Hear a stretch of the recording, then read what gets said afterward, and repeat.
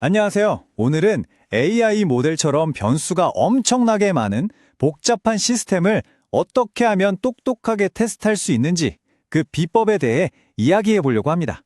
바로 페어와이즈 기법인데요. 수많은 설정값 때문에 테스트할 엄두조차 안 났던 분들이라면 오늘 내용이 정말 큰 도움이 될 겁니다.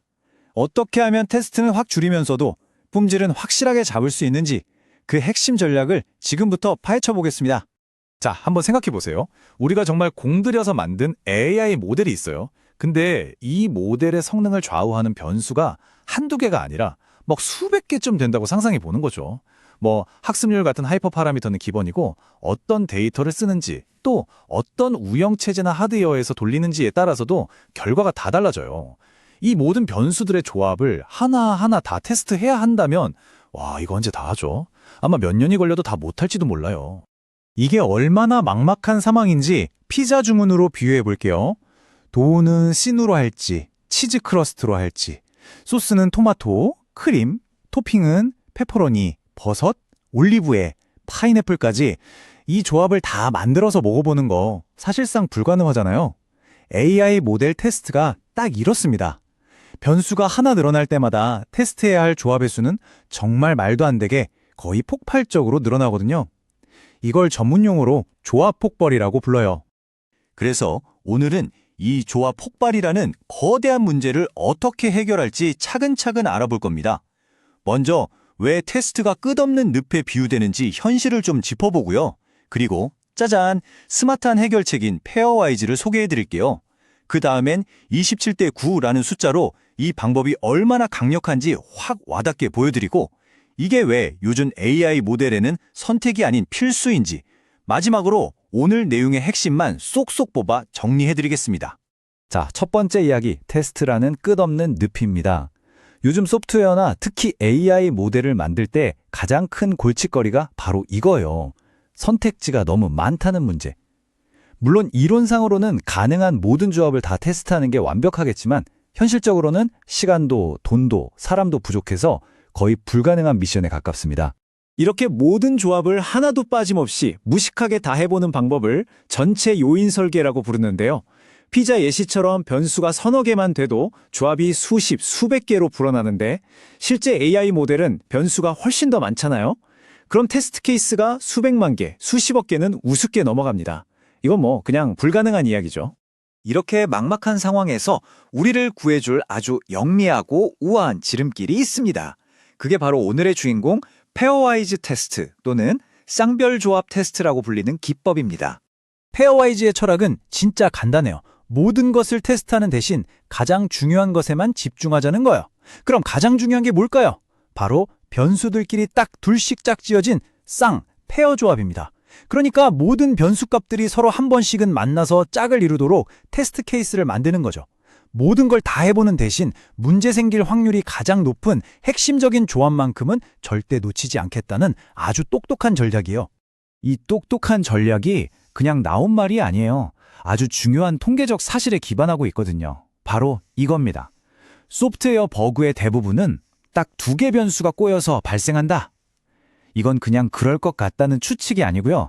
미국 국립표준기술연구소 NIST 같은 공신력 있는 기관에서 실제로 연구해보니 변수 서너 개가 복잡하게 얽혀서 생기는 문제보다 딱 두 개가 충돌해서 생기는 문제가 압도적으로 많았다는 거죠. 페어와이즈는 바로 이 현실을 제대로 파고드는 겁니다. 자, 이제 이 페어와이즈가 실제로 얼마나 강력한지 27대 9라는 숫자로 직접 보여드릴게요. 백문이불여일견이라고 눈으로 직접 보면 아하 하고 바로 이해가 되실 겁니다. 여기 간단한 가상 AI 모델 테스트 시나리오가 있습니다. 성능에 영향을 주는 핵심 변수를 세 가지로 정했어요. 첫째, 운영체제, OS. 둘째, 연산장치. 셋째, 연산 정밀도. 그리고 각각 윈도우, 리눅스, 안드로이드, CPU, GPU, NPU, 그리고 FP32, FP16, INT8 이렇게 세 가지 선택지를 가지고 있습니다.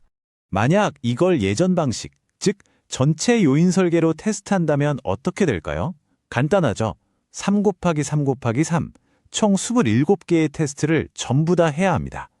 윈도우 CPU FP32, 윈도우 CPU FP16, 윈도우 CPU 인티8 이런 식으로 27가지를 다 해보는 거예요. 변수가 3개뿐인데도 벌써부터 좀 많아 보이죠? 자, 그런데 여기에 페어와이즈 기법을 딱 적용하면 마법 같은 일이 벌어집니다. 27개였던 테스트 케이스가 놀랍게도 단 9개로 줄어들어요. 무려 3분의 1 토막이 난 거죠. 더 놀라운 건 테스트 개수는 이렇게 줄었어도 윈도우와 CPU, 리눅스와 GPU처럼 모든 변수값들끼리의 쌍조합은 이 9개 테스트 안에 최소 한 번씩은 다 포함된다는 겁니다. 시간과 비용은 66%나 아끼면서 버그를 찾아낼 확률은 거의 그대로 유지하는 거죠. 정말 엄청나지 않나요? 그럼 이 9개 조합은 어떻게 만들어요? 궁금하시죠? 단계는 생각보다 간단해요. 첫째, OS나 장치처럼 테스트에 영향을 줄 변수들을 싹 다 찾아내고요. 둘째, 각 변수마다 어떤 값들을 테스트할지 정합니다. 셋째, 이걸 사람이 계산하는 게 아니라 똑똑한 전문 도구를 사용해서 모든 쌍이 포함된 최소한의 조합 목록, 이걸 직교 배열이라고 하는데 이걸 자동으로 만들어냅니다. 마지막으로 이 목록대로 테스트를 실행하고 결과를 확인하면 끝나는 거죠. 지금까지 페어와이즈가 얼마나 효율적인지 숫자로 확인해 봤습니다. 그렇다면 이게 왜 그냥 유용한 기술 정도가 아니라 요즘 AI 모델 테스트에는 반드시 필요한 전략이라고까지 말하는 걸까요? 그 핵심 이유는 바로 이 말에 다 담겨 있습니다. AI 모델은 옛날 소프트웨어랑은 비교도 안 되게 입력 차원이 높다. 이게 무슨 말이냐면요.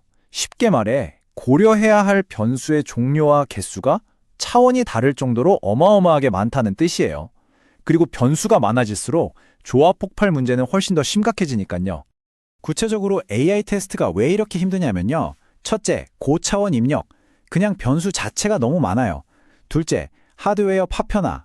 똑같은 모델도 엔비디아 최신 그래픽카드에서 돌릴 때랑 스마트폰 칩에서 돌릴 때 결과가 완전 다를 수 있거든요. 셋째, 하이퍼 파라미터 튜닝. 최적의 설정값을 찾으려고 수많은 조합을 시도해야 할 때 페어와이즈가 아주 효율적인 탐색 방법이 될 수 있고요. 마지막으로 데이터 증강 같은 기법을 쓸 때도 여러 변환을 막 섞다 보면 특정 조합에서만 문제가 생길 수 있는데 페어와이즈가 이런 약점을 찾아내는데 아주 효과적입니다. 물론 아까 그 9개 조합을 손으로 직접 계산하려면 머리가 터질 수도 있어요. 근데 걱정 마세요.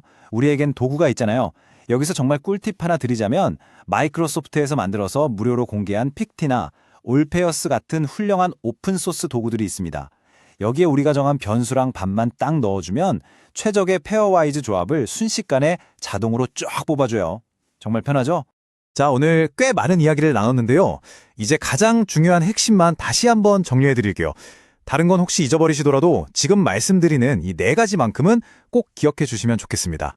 첫째, 모든 조합을 다 테스트하는 건 현실적으로 거의 불가능하다.